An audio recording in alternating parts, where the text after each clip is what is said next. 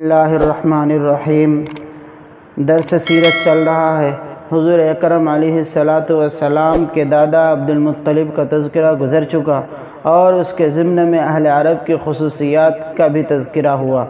اب جناب نبی کریم صلی اللہ علیہ وسلم کے والد محترم حضرت عبداللہ کے مختصر سے حالات کا تذکرہ ہے کہ حضرت عبداللہ کا حضرت آمینہ سے نکاح۔ عبد المطلب جب عبداللہ کے فدیہ سے فارغ ہوئے تو شادی کی فکر دامنگیر ہوئی۔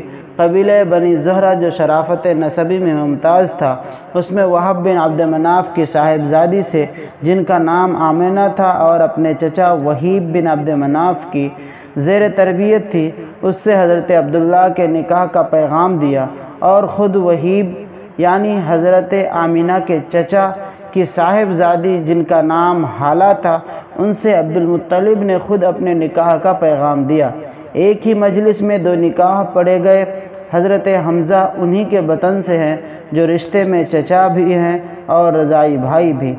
ابن عباس فرماتے ہیں کہ جب عبد المطلب اپنے فرزند عبداللہ کو نکاح کے لیے لے کر چلے تو راستے میں ایک یہودی عورت پر گزر ہوا جس کا نام فاطمہ بنت مرہ تھا۔ توریت و انجیل وغیرہ سے بخوبی واقف تھی۔ حضرت عبداللہ کے چہرے میں نور نبوت دیکھ کر اپنی طرف بلایا اور یہ کہا کہ میں تجھ کو 100 اونٹ نظر کروں گی۔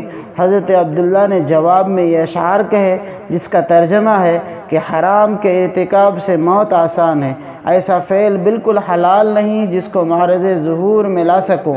جس ناجائز امر کی تو طلبگار ہے وہ مجھ سے کیسے ممکن ہے؟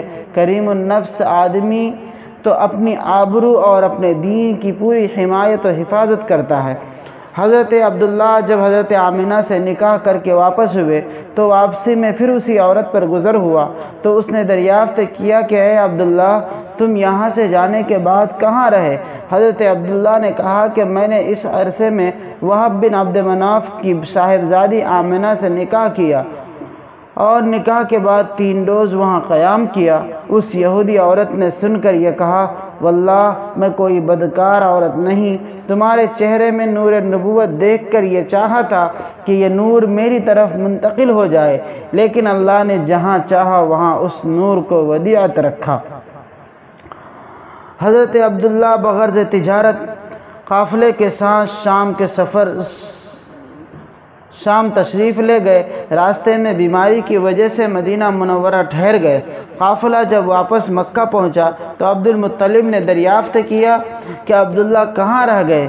قافلہ والوں نے کہا بیماری کی وجہ سے اپنی نانیحال بنی نجار میں مدینہ میں ٹھہر گئے۔ عبد المطلب نے فوراً ہی اپنے بڑے فرزند حارث کو مدینہ روانہ کیا۔ مدینہ پہنچ کر معلوم ہوا کہ حضرت عبداللہ کا انتقال ہو چکا ہے۔ 1 ماہ بیمار رہے اور انتقال کے بعد مدینہ منورہ ہی میں نابغہ کے مکان میں مدفون ہوئے۔ حارث نے واپس ہو کر عبد المطلب اور خویش و اقارب کو اس حادثہ فاجعہ کی اطلاع دی جس سے سب کو سخت صدمہ اور ملال ہوا۔ قیس ابن مخزمہ سے مروی ہے کہ نبی کریم صلی اللہ علیہ وسلم ہنوز بطن مادر ہی میں تھے کہ حضرت عبداللہ کا انتقال ہو گیا۔ فالحاکم ھذا صحیح ھذا حدیث علی شرط مسلم۔ وفات کے وقت حضرت عبداللہ کی عمر علی اختلاف الاقوال 30 یا 25 یا 28 یا 18 سال کی تھی۔ حافظ